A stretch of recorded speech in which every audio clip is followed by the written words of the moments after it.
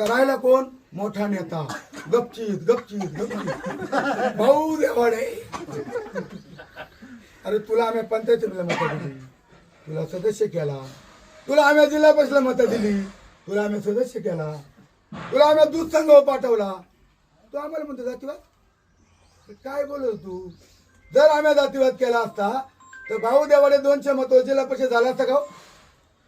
तुम्ही पत्रकार काय विचारते नाही प्रश्न दादा नो खरं बोला, विचार ना तुम्ही. तुम्हाला जर तुम्ही देवराम जातीवाद म्हणता तर मग ही मतदान झालं का तुम्हाला? म्हणून तुम्ही जिल्हा परिषदला सदस्य झाले, पंचायत समितीला सदस्य झाले, तुम्ही दूध संघावर व्हाईस चेअरमन झाले, आम्हाला काही दुःख नाही. तुम्ही आमच्यावर बोलू नका.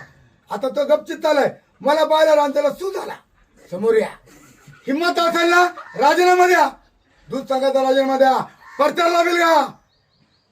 हिम्मत पाहिजे.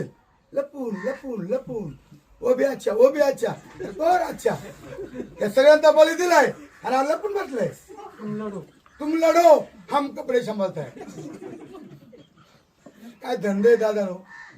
मग जायचं होता तुला कर ना परवेश, दे ना राजीनामा. फक्त फुकट खायची सवय लागली.